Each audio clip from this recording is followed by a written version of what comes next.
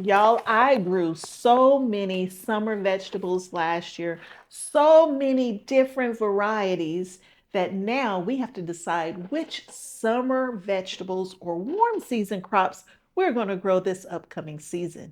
Come with me and let's just see what we're growing this year. Hi, everyone. Welcome to Kim's Cozy Corner. It's time for part two of what seeds we're going to start this year. And part two is all about warm season vegetables.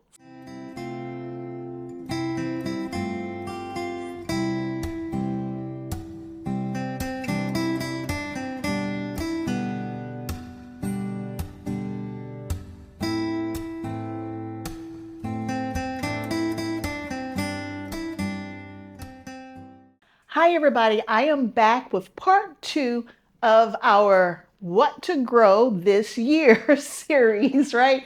What we're going to start this year, our seed starting videos for the year. In part one, we talked about cool season crops, everything from cabbage, broccoli, carrots, cauliflower, leafy greens, root crops. We talked about all kinds of cool season crops. In part two, we're going to talk about all of those warm crops. Everything with the exception of tomatoes and peppers. Because y'all, I grow so many of those, they need their own space. So we're going to give them their own space and we're going to talk about everything else together. So I have my seeds set to the side here so I can make sure I can get to them for you. So let's talk about what we want to grow. The first warm season crop that we are going to grow, and I am growing in Southwest Ohio, Zone 6B. So it's not time for me to start these just yet, not most of these anyway, but I want to share with you all the different things that we are going to grow this season and when we should start our seeds, or if they need to be sown outdoors, right? Or do you start inside? I'm going to give you all that kind of information. So the first warm season crop that we're going to talk about are cucumbers. One of my favorite crops to grow. It seems like every year or every other year or so, I get a bumper crop of cucumbers. Now, we have a horrible, horrible issue with cucumber beetles. We have to keep that succession planning coming, right? We have to stay on it. And it all depends on, do I have a wet spring? Do I have a dry spring? Is summer coming in early, right? I just never know what's going to happen with those cucumber beetles. So I try to make sure I keep that succession planning coming and have a variety of cucumbers so that maybe they're like one more than the other. Maybe they'll touch this one and leave that one alone, if you know what I mean. So let's get to those cucumbers. And y'all, the good thing is that I just finished the cool season crop video, just finished it. The mailman came and guess what? My seeds showed up just in time for this video. So you're going to get to see everything, I think, that I'm growing for the warm season. From a cucumber standpoint, for sure, we have everything. So we're going to do some different stuff this year. We got our old faithfuls, and then we're going to do some new stuff. I should have organized these, but I didn't. I'm going to organize them and then I'll be right back. All right, I got them separated and I just realized, y'all, I don't have all my cucumbers. I am missing one cucumber. But we will talk about everything but the one that I don't have yet. The first cucumber I like to talk about are my pickling cucumbers. And I prefer pickling cucumbers over slicers because I can pickle them and they don't be all smushy and soggy. And I still can put them in salads and they're super sweet. So it's kind of like the best of both worlds. So I grow a lot of pickling cucumbers and now I got one missing that we'll have to talk about even though I don't have it. And then we will have slicers and what I call specialty cucumbers in the end. But let's start with pickling cucumbers. The first pickling cucumber we're going to talk about is Wisconsin SMR. This is my favorite cucumber. It grows amazingly well in my GreenStalks. It's usually the first cucumber to come in as well. Y'all, before I get ahead of myself, I got to tell you about cucumbers. you can actually plant them out about 1 week before your last frost.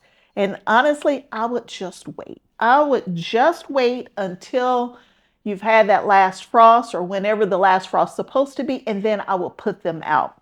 And the reason being is that even though I might be able to put them out 1 week before the last frost, by the time it's time to harvest cucumbers, the other one's going to be all caught up with it. So there's no benefit for planting them out early, but there is a risk of getting late frost or something of that nature that wipes you out, because these are warm season crops.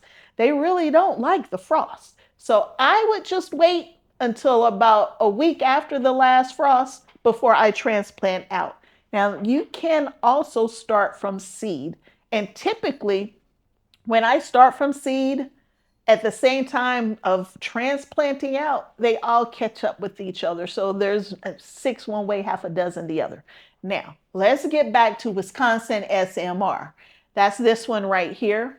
I do grow it on a trellis. It is a vining cucumber. It's not a bush cucumber, it's vining. But usually the vines are not that long, so they're perfect for a green stalk. I will put them in the top 1 or 2 tiers of a green stalk, and I'll put the trellis on, and we'll have cucumbers right out of the green stalk. Or you can trellis them in other ways. I've used rose trellis, I've used cattle panel trellis, many different types of trellis. It's 50 to 60 days to harvest. It says start indoors about 3 to 4 weeks before your last frost. So basically, you're going to get about 3 weeks indoors before you take them outdoors. And usually they germinate in about a week. They germinate fast. These cucumbers get about 5 or 6 inches long. They're super sweet. The skin's not tough. I just really like them. They always have a good shape on them and everything. So it is my #1 pickling cucumber. That's #1 for me. The next cucumber that we're going to talk about is the Gherkin Pickler hybrid. Now, here's a picture. It's from Gurney's. I've never grown this before, but I've seen it. And I've always gotten it mixed up with the sour something another. It was a different name. I thought that's what this was. But as I did more research and started reading into this, these are those little baby cucumbers that you see pickled whole. And I've been looking for something similar to this. So the Gherkin Pickler hybrid, that's the one we're going to grow. Y'all, these seeds were a little expensive, I think. 55, 60 days to harvest, so roughly the same timing as my Wisconsin SMR. It says that these are 3 to 5 inches long, just like the Wisconsins. The more you pick, the more they will produce. That's typically with all cucumbers. It says this variety, though, is resistant to downy and powdery mildew. And that is an issue that we have once we get into the summer and the humidity come in and that kind of stuff. Ooh. This one doesn't need a pollinator. It's parthenocarpic. There's the word right here. Parthenocarpic. Okay. It's self-pollinating. How about we just say that? Self-pollinating. It doesn't need a pollinator. Y'all, I might have to save some of these seeds now. It's a hybrid. It already said it was a hybrid. But I need to save some of these seeds in the pack because it won't be true to itself if I save it from the cucumber. But if I save some in the pack, maybe we can grow them next year in the indoor grow space. It says it makes excellent crispy pickles and it's also good for fresh eating. I am so excited about that one. And it just got here today. Another cucumber that was new to me last year is Dar. There's Dar right there. It's a Polish variety. Now, I didn't pickle it whole, and they're not that big, y'all. They're not that big. They're about 4 inches, maybe 5 inches at most long, and nice, beautiful shape. Now, some of these were only like 3 inches long, but beautiful shaped. It says that it's a bush plant, and it has downy mildew resistance. I do remember that the vines weren't that long, so we might move these to our containers and put them on some little trellis or something like that. Very good thin skin, not super thick skin. Yeah, I don't like a thick skin cucumber. I don't know about you. I'm not crazy about that. The other pickling cucumber that we're going to grow is called National Pickler or something like that. Here's a picture of it. I'm just out of seeds and I'm waiting on the seeds to get here. It did amazing in my garden this past season. I believe it outdid everything last year, or it was neck and neck with my Wisconsin SMR, one or the other. I can't remember. The year before, Wisconsin SMR did best. This past year, I think the Nationally Pickling did pretty well in the garden, and it produced longer than any other cucumber in my garden. So that's the one I'm waiting on. And then I still have a few extra Boston pickling cucumbers that I got from Rustic Garden a long time ago. The seeds may be too old, I don't know, but we're going to grow them anyway. And well, we're going to try to grow them anyway, just because I've had the seeds a long time. So we'll probably put all of these in the ground to see if we can get them to germinate. Next, we're going to get into our slicing cucumbers. The first one I want to talk about is a Persian cucumber. It's called the Muncher. This is part of my GreenStalk Kim's Kozy Korner bundle. Say that real fast. We will be growing this in the GreenStalk. And so this is, like I said, a Persian cucumber. It usually doesn't draw in those cucumber beetles. It doesn't have that smell of some of the traditional cucumbers that bring in those cucumber beetles. Now, y'all know I found a cucumber beetle 2 days ago already. That's not good for them to already be out and about. We had a couple warm days here. But anyway, the Muncher. I grew it a long time ago. I'm just bringing it back.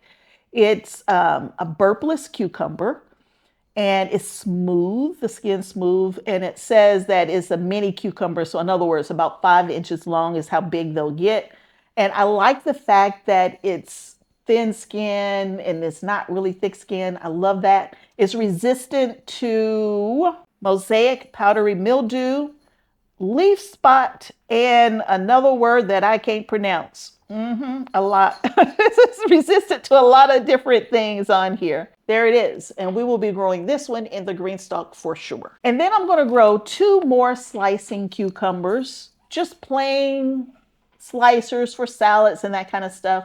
I won't be pickling these or anything of that sort, but we will be growing the Shintokuwa. Shintokuwa. Here's a picture and the name of it right here. I got it from Azure Standard. Did y'all even know Azure Standard had seeds? Y'all, I'll wait late in the season, and Azure Standard seeds are well priced compared to a lot of other places. And y'all, they germinate very well. They do very well for me. So don't sleep on Azure Standard. They have seeds. I've grown this one before. It was from a different company. I think I got it from Baker's Creek before, but I found it at Azure Standard.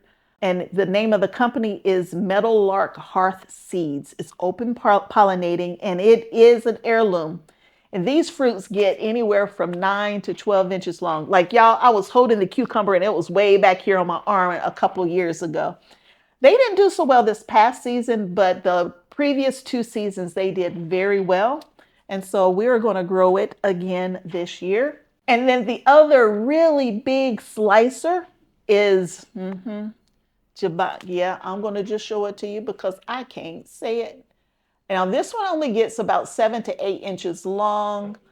It can handle a lot of humidity and high temperatures, and it is resistant to the powdery mildew. This one did grow for me. I grew this one in front of my she shed last year, and I got decent harvest on this one. Skin is not that super thick, tough skin like some slicing cucumbers are.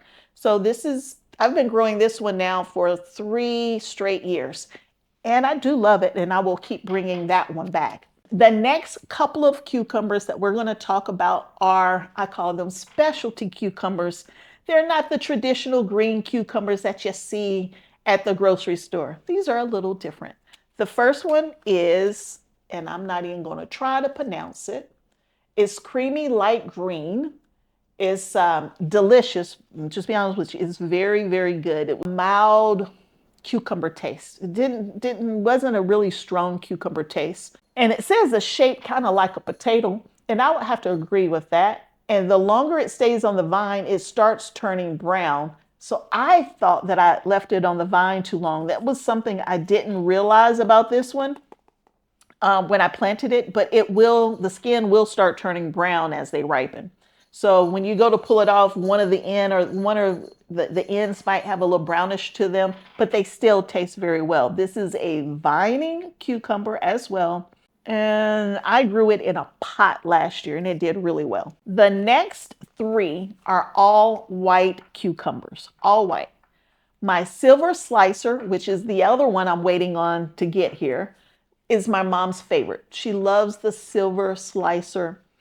It's probably 5 or 6 inches long. It's about the size of my Wisconsin SMR. Here's a picture of it right here.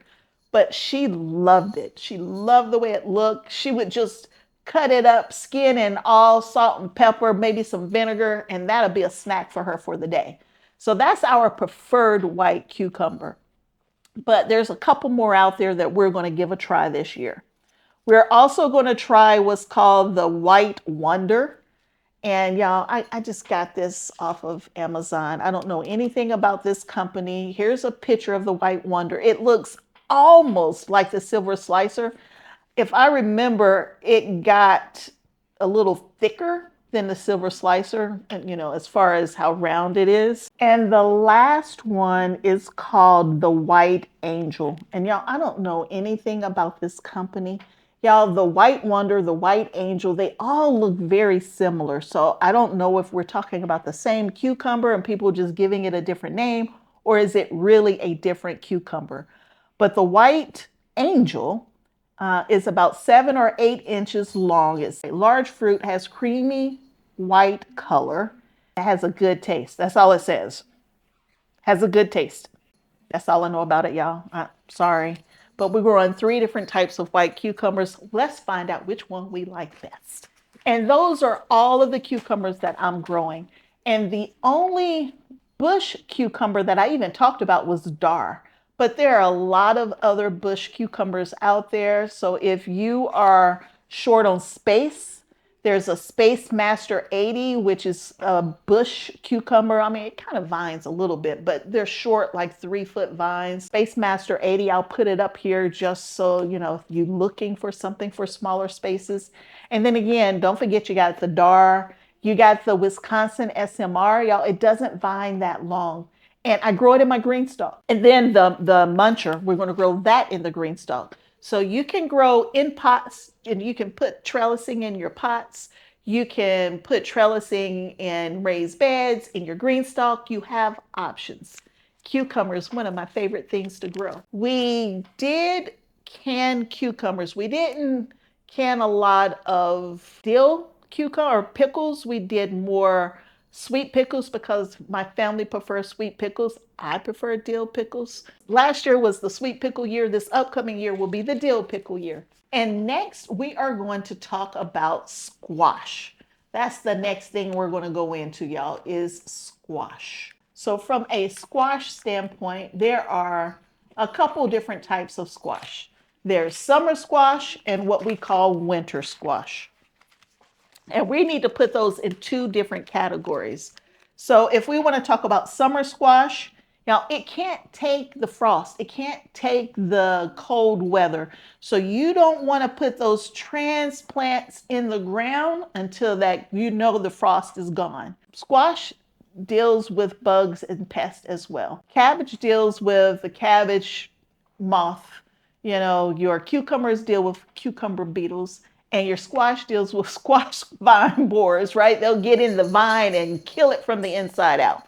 So when it comes to your squash, wait until after your last frost. So let's start there. For the summer squash, make sure you always have some on deck because one day your squash may look great and the next day you might go out and it might be dead. And you want to rip that out and get another one in because usually from transplant to harvest is usually a decent window where you can have a couple succession plantings. So keep that in mind. If you start seeing your vine is starting to crack up a little bit, what I like to do, the first thing I like to do is cover it up with more soil, and it might come back and it might survive an extra week or two to finish letting whatever squash is on the vine ripen. But you need to be getting some more squash on deck to replace those that have been taken over by that squash vine borer. For the summer squash, I grow four different categories. Like the yellow summer squash, we're going to do Butterdish. Nothing special about it. 55 days to harvest after you transplant it out. Oh, and by the way, y'all, for your transplants, it doesn't take long at all, y'all. I mean, you can start, like, you can wait till you know you're at your last frost according to whatever date they give you. You'll have squash plants ready to go in the ground in less than 2 weeks. I mean, they grow fast. Butterdish summer squash. It's a 7 to 8 inch squash. The fruit has a very mild flavor. Now, I don't grow as much yellow squash as I do green squash, but I'm going to try to do more equal amounts this upcoming season so I can share with more people. More people prefer the yellow summer squash over the green. We're also going to do what's called the saffron prolific straightneck. And usually one of these do well for me and the other one doesn't. Now these are 6-year-old seeds. They may not even germinate. I don't know. But it's 50 to 55 days to harvest. And y'all, I will put summer squash in containers. I will put summer squash in my GreenStalks. I will put them in raised beds. I will put it anywhere there's soil. Don't let the fact that they can get really big turn you off from growing squash. Saffron yellow, it matures early, basically, is what it says. But it all tastes like squash, y'all. It all tastes the same. It just looks different. Same thing with the yellow crookneck. It tastes just like the other two. It just looks different. And this is 53 days to harvest for the crookneck. It has more of a bumpy skin versus the smooth skin. But guess what, y'all? It all tastes the same. At least it does to me. And the last yellow squash that I'm going to grow is actually a zucchini. But it's a yellow zucchini, and they call it golden zucchini. And it is a 65 days to harvest. You see, there's everything from 50 all the way up to 65 days already just on my yellow summer squash. My mom prefers this over the traditional green zucchini like Black Beauty and Ford Hook and some of those, because she thought she was eating yellow squash and not zucchini. And so she fell in love with this one. She said it had a buttery taste to it. She liked it. And then when I told her it was zucchini, she wanted to get mad at me, but she still liked it. It grows to about 10 inches long. It's a good, if you think you don't like zucchini, put this one in the garden and tell everybody it's yellow squash and see if they eat it. So now we're gonna move over to traditional zucchini, so the green zucchinis. We're going to do this dark green zucchini right here. And y'all, I'm probably only going to do like one plant of each and have some on deck ready to go. This is 50 days to harvest. The fruit gets anywhere from 10 to 12 inches long. And guess what, y'all? It tastes like zucchini. I find this to be like the traditional zucchini, very watery. It's better for fresh eating. If you steam it, don't steam it long because it's going to get mushy. And then we're going to get into the zucchini that I think does taste different. These are not your traditional zucchinis. These zucchinis are not, they don't have as much water content. They hold their shape better when you're cooking them, and they don't turn into mush. And I only have a few seeds left. I got this a few years ago from Wood Prairie Farms. My mom loved it. Cocozelle, I think is how you say it. And that was her favorite squash 2 years ago. And then I introduced my mom to the Italian ribbed zucchini. Here's a picture of it right here, Italian ribbed zucchini. It's medium green in color, but it has ribs around it. Harvest is 52 to 58 days when it's ready to be harvested. But again, it's zucchini. You can pick them young when they're young and tender. You can wait till they get massive which I would not be using unless I'm going to do something like feed it to chickens or something like that, or zucchini bread or a filler or something like that. It has these ribs on it. And now that's my mom's favorite zucchini. And y'all, it just doesn't have all of that water in it. This one had a more nutty flavor. It just didn't taste like water. It had a real flavor. And this says a distinctive nutty flavor. And my mom loves it over the Cocozelle, or however you say this other one. And it's really, really good. And it grew very well for me in my garden. But I found one more, y'all. I found one more that we're going to give a try. And it might be the same thing as this Italian rib zucchini, but it's called Costata Romanesco. And it looks similar. We're going to grow this one in the GreenStalk this year as part of my seed bundle with GreenStalk. I believe it's the same thing. I'm not 100% sure, but it talks about the big nutty flavor as well. It talks about the ribs on it. So I believe it's the same thing. We're going to plant both and we will see what the big difference is. It says in Italy, they pick them when they're only 4 or 5 inches long and the blossoms are still on it. It says a lot of people eat the blooms. This one would be in the GreenStalk. And then there are 2 more zucchini style summer squash that I'm going to grow. The difference is though that they're round. They are round. I am going to do the Zappa and I'm going to do the Tundo. Both of them are round.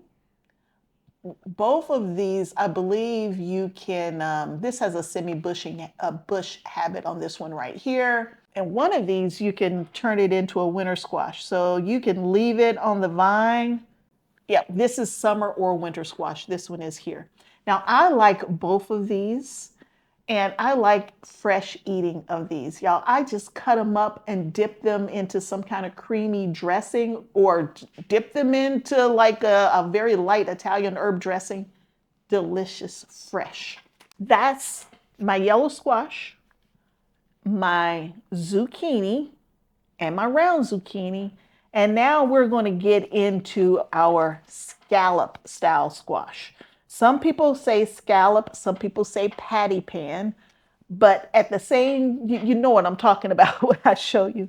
We're going to do a patty pan or a green scallop, whichever one you want to call it. I got the seeds from Johnny. Here's a picture of it right here. I've been growing it now for about 3 years. This past season, it didn't do well in the garden. The squash bugs took it out before it even had a chance, and I didn't have any on deck. So I didn't get any this past season. The season prior to that, I was able to get some and it did really well and it tastes delicious. I like to take it, cut it up and create shish kebabs out of it. We had a work dinner at my house a few years ago and I made those shish kebabs with steak and peppers and this squash on it. Y'all, it was so good. These seeds are fairly old, so hopefully they will grow for me. Also going to do a yellow scallop. I got it from M.I. Gardner. It's 50 days to harvest, and this one has not grown well for me in the past either. My scallop or patty pan has always struggled, at least the green and the yellow has. This one and the green one doesn't get massive. It's, you know, decent size. I don't know, what's that, 3 or 4 inches. That's about it, because you want to pick them small so the skin's not all tough anyway. But the one scallop that never lets me down, it never lets me down, and that's the white scallop. This one right here. This is a Native American squash. Y'all, this one gets big. It can get very big for me.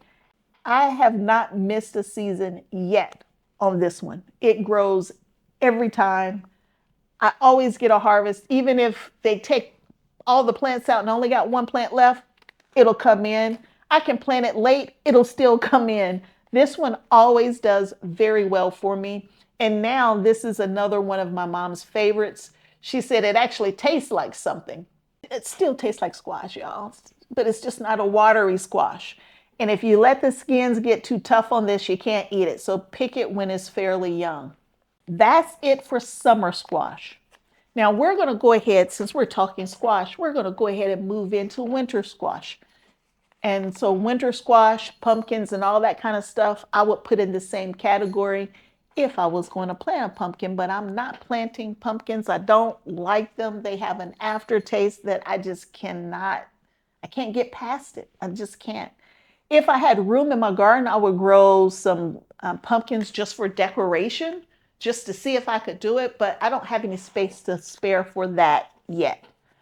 Usually the squash vine borers don't mess with your winter squash because your winter squash, the vines on a winter squash aren't as bad as summer squash, especially when you get right up to the stem where it goes into the fruit. Usually it's good and hard, so they don't mess too much with that. They might take your plant out at the root, but they won't take it out where your fruit is.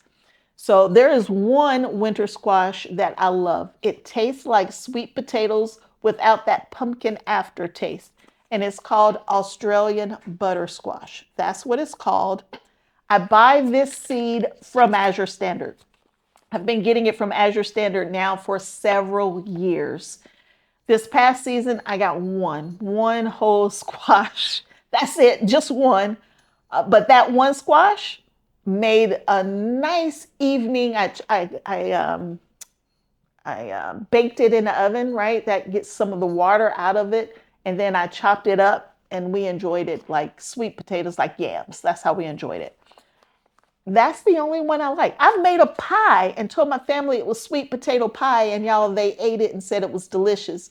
Now that they know I do that, they'll ask me, what kind of pie is it? Is it a squash sweet potato pie, or is it sweet potato? I fooled them once. I won't be able to fool them again, but they do enjoy this one. Now, I'm trying to find another winter squash that works for me, y'all. I'm trying to find another one. Now, winter squash is like summer squash when it comes to when do you need to start it and that kind of stuff. You want to wait till the soil is nice and warm before you put your transplants out. These things get big, y'all. They're going to take up space in your garden, your winter squash are. So just be ready to trellis, and then once the squash goes over top of the trellis, guess what? It's going to run on the ground. Winter squash is going to take over whatever space you put it in. I found one I like, and there has to be some others out there. Now, I've tried many different kinds, and I've tried the mashed potato winter squash. I've tried I've tried butternut squash. I've tried acorn squash. I've tried all of them, and they all still have this little aftertaste that I just really don't like. So there are two more that I've been trying for the last couple of years to grow to see if these two would be like the Australian butter squash for me. And one of these is called the Burgess Buttercup. And I keep hearing it's super sweet, it's silky smooth. I should like it. But I gotta first get fruit to grow on it, and I haven't been able to do that yet with that one or with this next one that I'm gonna show you here. Kabocha. 85 days to harvest on this one, 85 to 100 days on that one. But both of these are supposed to be really good. Now, this is called the Japanese pumpkin right here. A lot of upscale restaurants, that kind of stuff, I hear, use this one. Now, for me, y'all, I can't get it to grow yet, but we're not giving up. I'm making space for two over at the neighbors. They got more room to let it grow in their yard than I do. So that's it for summer squash and winter squash. So now we're going to move in to the next few items that we have. The next one we're going to talk about is okra. Now, I grew two different varieties of okra last year. Okra, by the way, is a a warm season crop. Do not put it out in the frost. It's not going to be able to take it. Now, once you already have it fully established, it might take a couple cool days, like down into the 40s, but it's not going to handle frost. It's heat loving, and I do mean heat loving. The hotter it is, the better your okra is going to, you're happier your okra is going to be. I do not eat okra at all. Not any, well, I take it back. I will eat a little bit of fried okra, but I try not to eat fried okra. I try to stay away from fried foods. But someone gave me a recipe on how to make it in the air fryer. So we're going to try that this upcoming season. Now, my old faithful is Clemson spineless. That's what my mom grew up on. That's what she's always eaten. And they're great when they're about somewhere between 3 and 5 inches long. If they get much bigger than that, she says they're too hard and she won't eat them. She likes them when they're much younger. It says best picked at 3 inches long. So there you go. That's why. It's always a high producer. Now, don't think you can mix all of your okra. Just because okra is all green or you got 2 different varieties of green okra, it doesn't necessarily mean that they're going to cook at the same rate. And we found that out a few years ago where we were trying to grow a red okra and a green, and we put them together and they didn't cook at the same time. So you need to keep them separate depending on what varieties you're growing. So the Clemson spineless, that is our go-to every year. I actually canned it last year, this past season, because I grew too much. I either grew too much or not enough. I canned it. My mom wouldn't touch it at all. She was not interested. She said it didn't look right and she wasn't going to eat it. Now, it's slimy. It's okra. What else? How else is it supposed to look if I'm pressure canning it? My brother said it was delicious. That's all we need to know.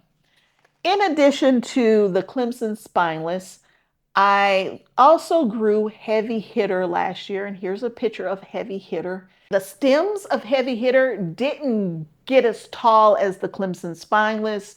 The fruit or the pods got much larger and they didn't get tough.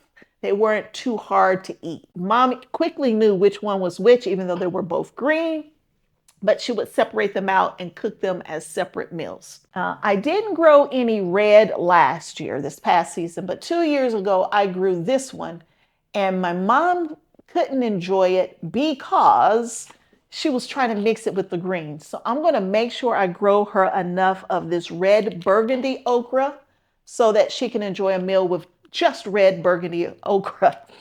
Days to harvest is 55 to 60, 56. They're all about the same timing on how long to harvest. You want to wait till the soil completely warms up before you put your okra in the ground. And your okra, you direct sow, by the way. You don't need to transplant okra. Direct sow it when the soil warms up. Now, you can start it indoors if you want to, but you don't have to.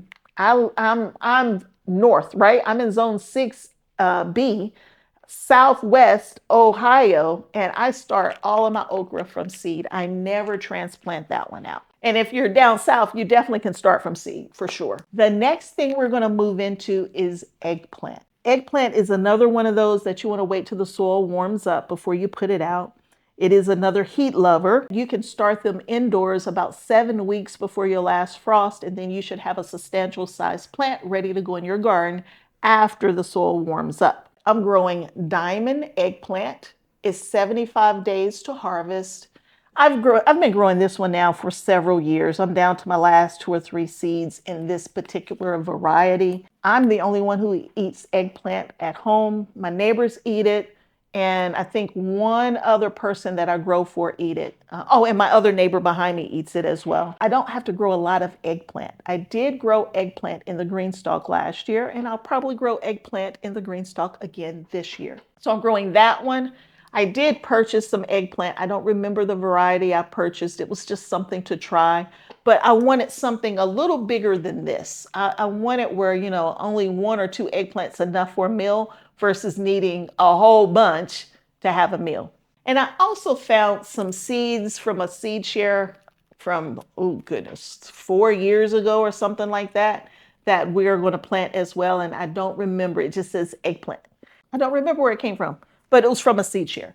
Now we're going to move into some of my favorite growing things. But before I get to the absolute favorite of beans, I'm going to first talk about my southern cowpeas, southern shelling peas, shelling beans, that kind of stuff. That's what we're going to talk about next. I've always kind of played around in this space a little bit with drying or shelling beans or peas, whichever one you want to call it. But last year, y'all, I did like a two-sister where I had it growing up my corn. I also had them growing in front of my tomatoes, and then they started climbing up my tomatoes as well. And y'all, this is how many I got left. I've already canned some. We've been eating them. And y'all, this is a half-gallon jar of those shelling beans or peas, whichever one you're drying, whatever you want to call it. This is what I have left. Like, I don't even have to buy seeds, y'all. I could turn these into the seeds for this upcoming season. I'm not, because I want to try some new ones.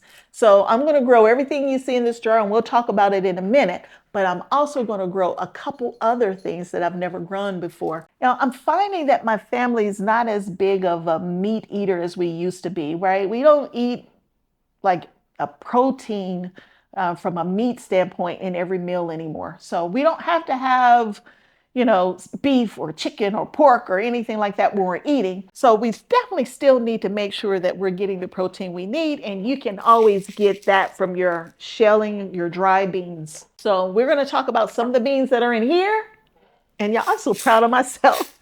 I am so proud of myself. Now, these are all mixed at this point, but next year, I'm going to try to keep them separate so we can see how they're doing separately. So we are going to do some black beans. So I made what I thought was an amazing black bean soup a couple years ago, and it was really, really good. And I want more soups for winter eating when we don't want to cook. And so I want my own black beans. I don't want to have to buy it in a can. So I purchased these black beans. Guess what, y'all? From Azure Standard, seeds from Azure Standard. It says that they mature in about 80 days. Now, y'all, there aren't many seeds in these packs, so I had to get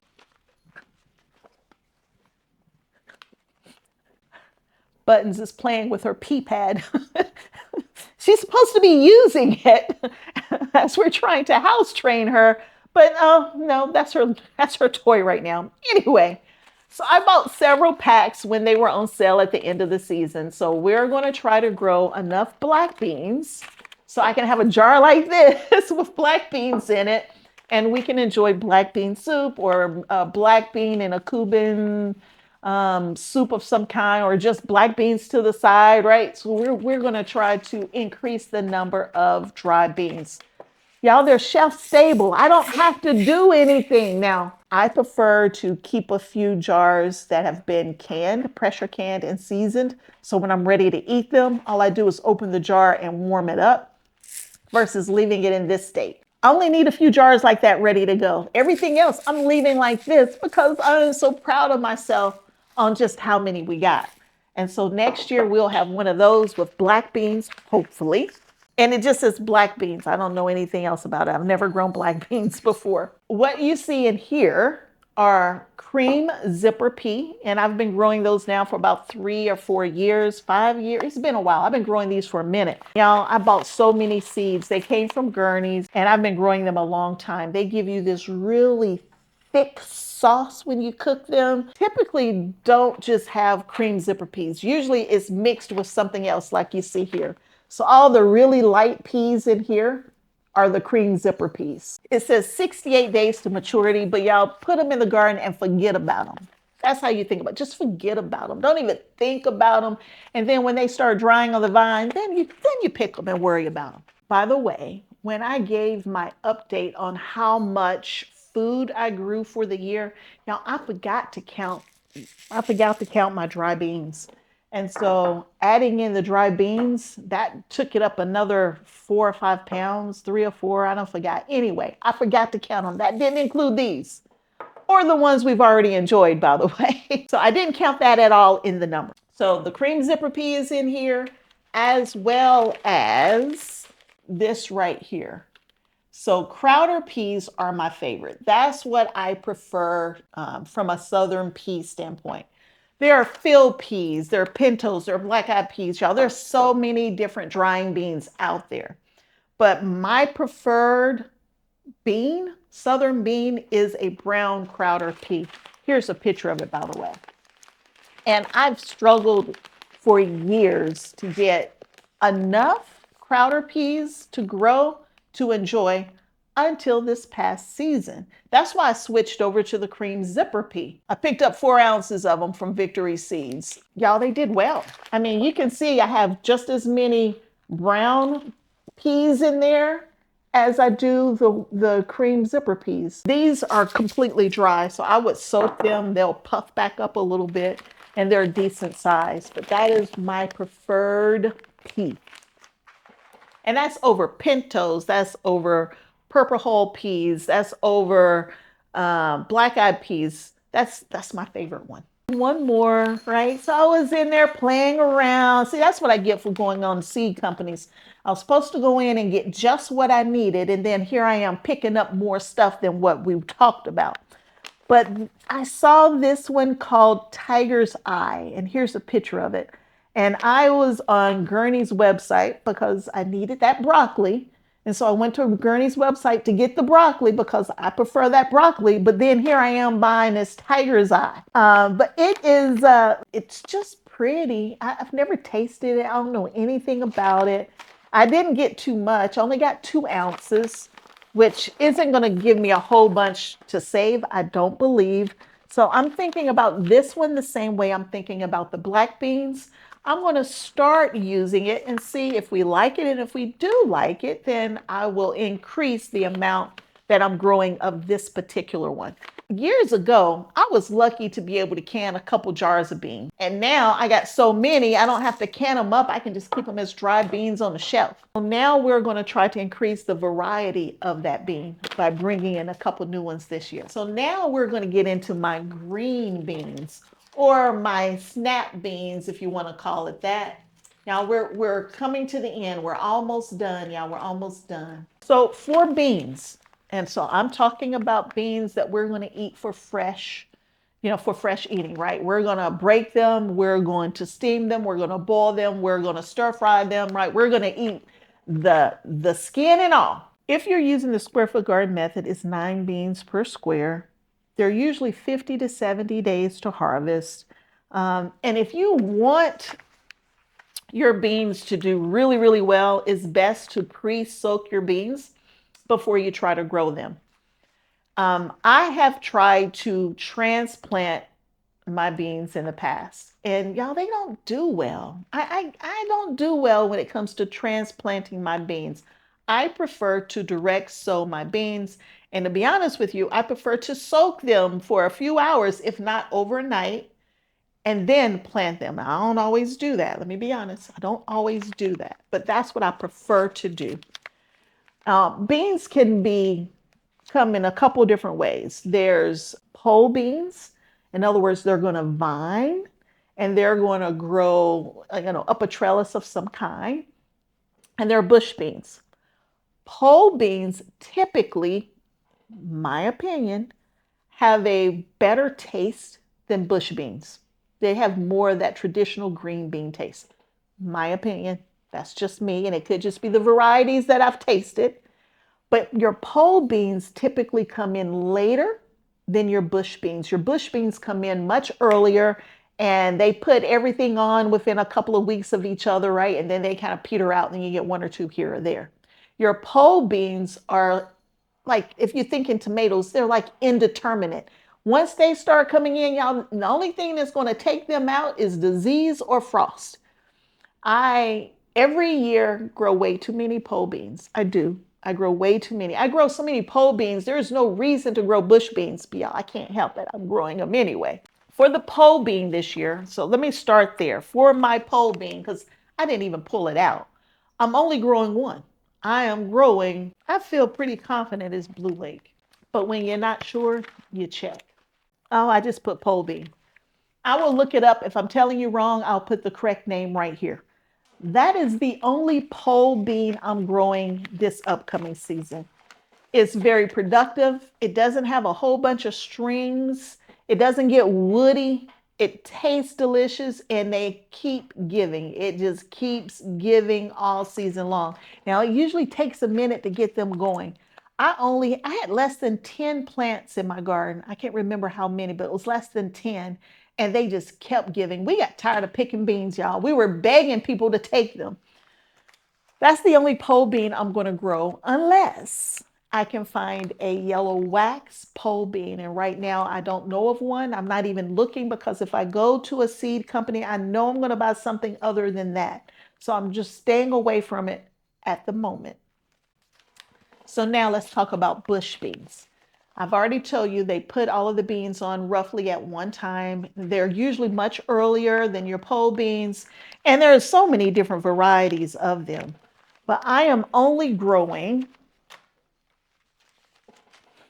listen to me, only growing at the moment, at the moment, four different varieties. One that I'm going to grow, and I grew this several years ago, is the Big Kahuna. We're going to grow that one.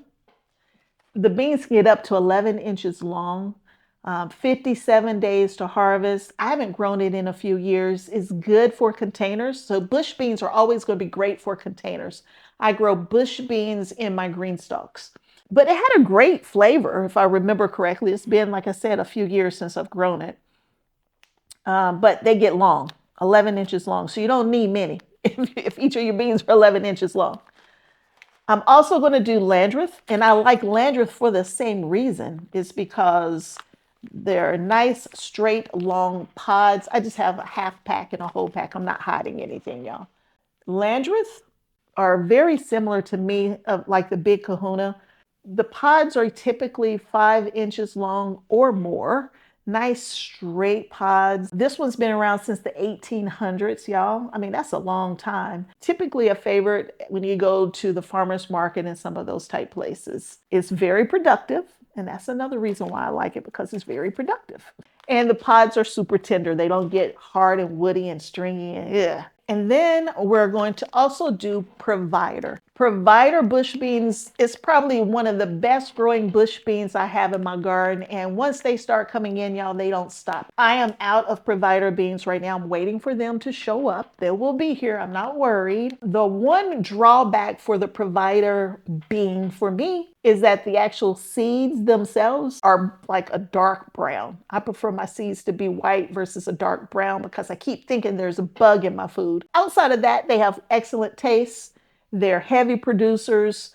The beans don't get too big and too fat and woody or anything like that. They're easy to break, and if they have strings, they're easy to pull those off when you're washing and preparing the beans. The last bean, green bean, that I'm going to grow is the Roma 2 bush bean. It's a flat Italian bean, and I don't like wide flat beans, but I'm not growing this for me. I'm growing this for a family friend because I know this is their favorite bean. It's 59 days to harvest. The pods get up to 7 inches long, and y'all, this is another one. They put them in big clusters. When the beans start coming in, they come in these big clusters, so it's easy to pick those beans. They say they have excellent flavor. I don't know because I'm not eating it. I don't like wide flat beans. That's all of the green beans. I am going to try my best to grow just as many yellow wax beans this year as I do my green beans. And since I'm trying to grow as many yellow wax beans as I am of green beans, I'm going to grow several varieties. I'm growing a whole green stalk with nothing but yellow wax beans in it. And I did it last year and it did amazing. And I'm doing the same thing this year.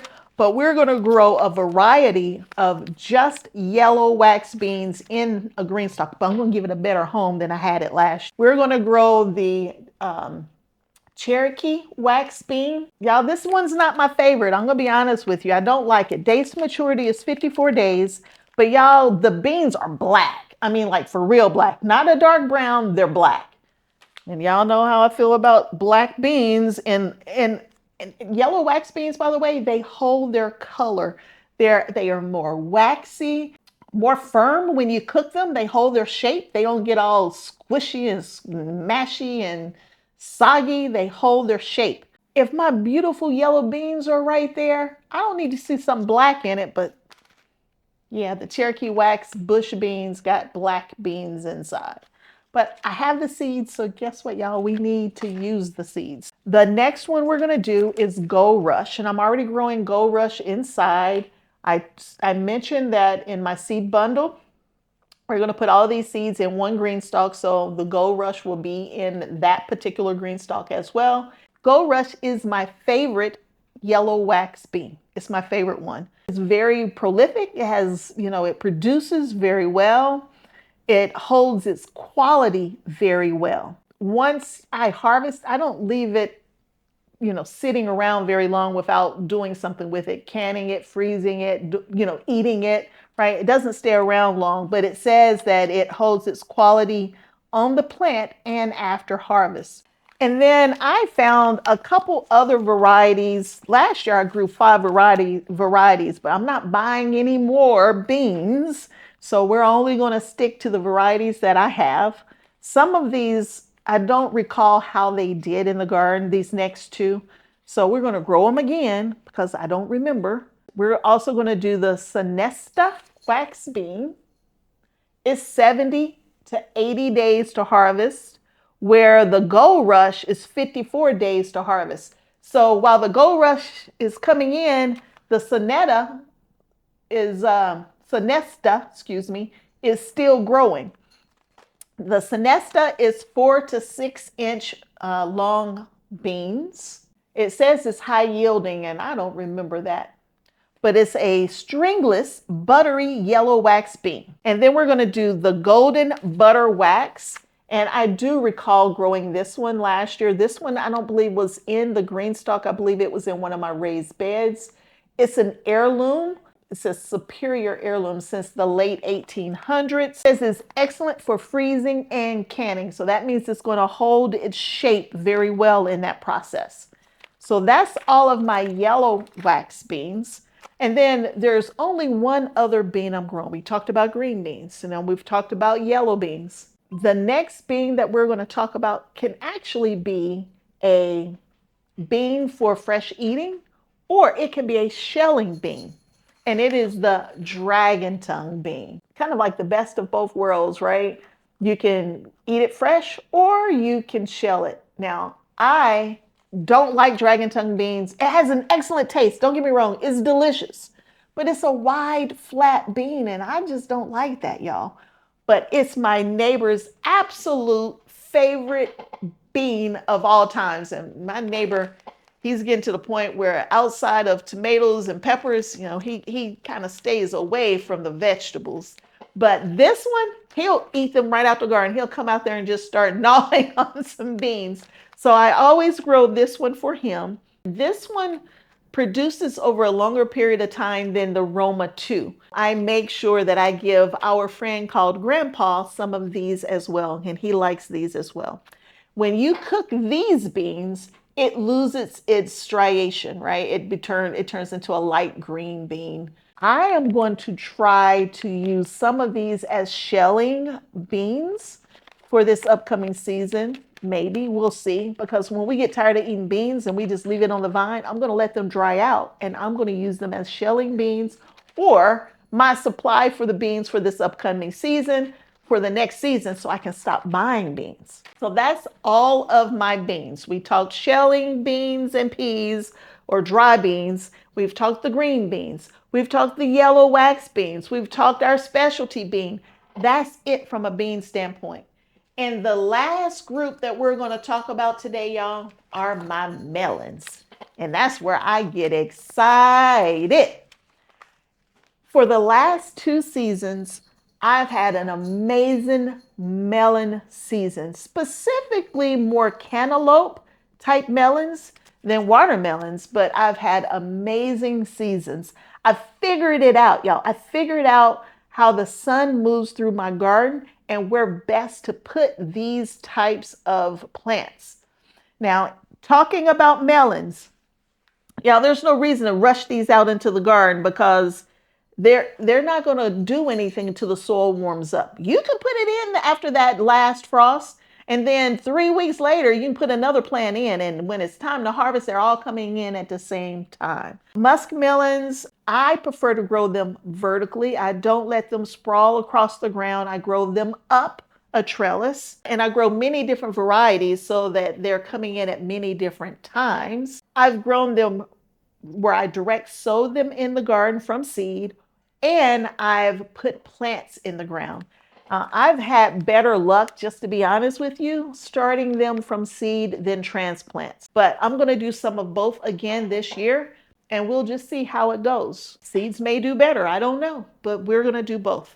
My goal is to get a more established plant in the ground faster so that, well, after the soil warms up, so I can start enjoying melons sooner. I don't want to wait until the end of August to enjoy a melon. I want melons before that time. That's the plan. When it comes to my melons, I divide them up really into just two types: watermelon and then melons like cantaloupes and honeydew and that kind of stuff.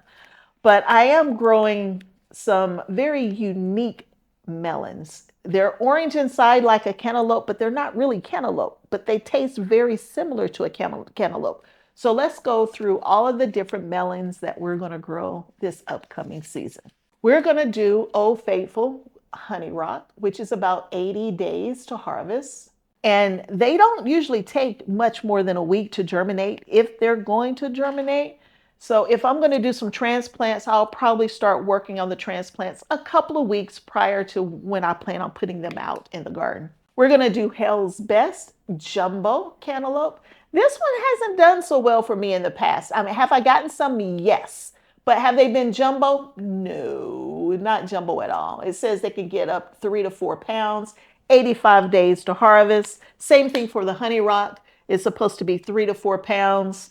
You know, my cantaloupes have not been that large. I mean, here's a couple pictures and videos of me tasting the different varieties of cantaloupe. Mine just they don't get that large, which is fine. Because with the number of cantaloupes I had coming in, if they were all huge, then I would have had too many and I would have had to give some away, which is fine too. One of my smaller cantaloupe style cantaloupes is my Edisto 47. It has more of that netted skin, where the honey rock, I can almost tell how to cut this thing. It's got little lines going down the side telling me how best to slice it. It's 85 days to harvest, and it says 3 to 5 pounds, but this is usually smaller than the other two for me. If you recall, I said I was on Azure Standard's website and I picked up some cantaloupe seeds or melon seeds. Now, I planted them too late in my garden this past season, and they didn't have time to produce. They got shaded out by other plants and all kinds of other things went wrong.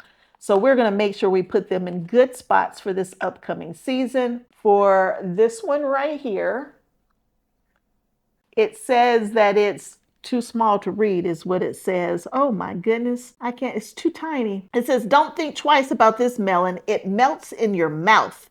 It's sweet and has a nutty taste. It only produces 2 to 3 pound fruit, so that's going to be small. But that's it right there. And we're going to enjoy that one, hopefully this year. I didn't get to taste it because we didn't get any.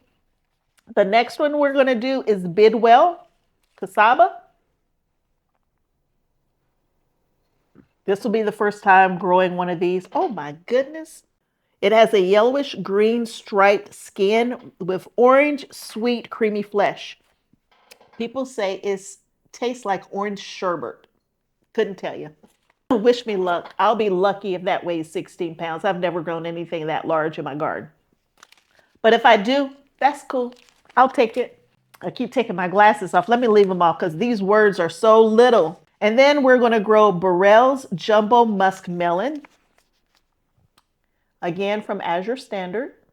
This particular melon is jumbo, it says, and very sweet. And it says they can weigh up to 5 pounds. And then the last one, I believe, the last one that I got from Azure Standard. Now, Azure Standard are carrying seeds from multiple companies. Let me say that. They're not always the Azure Standard brand. Y'all been talking so long, I'm getting choked. But I picked these brands up at Azure Standard. Old Israeli is the next one, and I don't really have a good picture of it. I know it's a black and white picture. But this one is a popular melon. It says pale yellow flesh is very sweet. So it has yellow flesh. It'll be my only yellow flesh melon. It says that it's 95 days to maturity. And it says that the fruit is ripe when the rind changes from deep green to a solid bright yellow. Well, that's easy to know when it's ripe then. Oh, Israeli.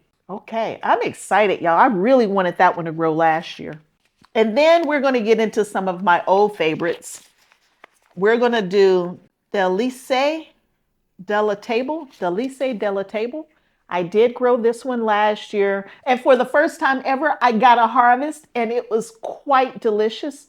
The skin was not as tough as some of the other melon that I was growing. I accidentally harvested this too early. I was trying to cut cucumbers and I grew this in my GreenStalk. I was trying to cut cucumbers and I accidentally cut this vine. And so I put it on the table and it turned from green to this color right here. And y'all, it was so sweet. Oh, it was so sweet. But it didn't taste like a traditional cantaloupe. It was maybe something in between a cantaloupe and a honeydew, maybe. 85 days to harvest, and the fruit is only 1 to 2 pounds. But y'all, it was so good. It was so good. And I used a trellis on the GreenStalk to grow this one. And then we're going to grow honeydew. Y'all, I got an orange flesh and a green flesh honeydew. The orange flesh is 75 to 110 days.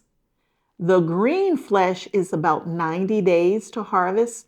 Y'all, I got one of these. It was the biggest melon I have ever grown, ever, like forever. I only got one, but that one was delicious. I kept watching it, making sure that the bugs didn't get to it because I did have it sprawling on the ground. But y'all, I grew a honeydew for the first time ever this past season, and I'm hoping we can grow it again. And I tried to grow the orange, didn't work. We're going to try again. That's my cantaloupe and melons. And then I'm going to try to grow sugar baby. I think I got 2 or 3 sugar babies this past season. We're going to grow it again. It's the smallest watermelon I can grow. I have grown it in the GreenStalks before. I've grown it in raised beds. I've grown them in containers. We will keep growing this one, and I will keep looking for another watermelon to grow. I did order some seedless watermelon to try for this upcoming season. They're just not here yet, so you'll get to see them when we get ready to plant them. So that's all of my melon, whether we're talking watermelon, cantaloupe, honeydew, that's all of the melon. And y'all, that's all of the summer or warm season crops that we're going to talk about today. I hope you saw some interesting things, maybe some new things to you even, or maybe you're going to try to grow some of the same things I am growing. So this is part 2 of what we're growing this year. Part 3 and part 4 will be tomatoes and peppers. So stay tuned, y'all. They're coming. So until next time, and I hope there'll be a next time that you hang out at Kim's Cozy Corner with me. Talk to you soon. Bye.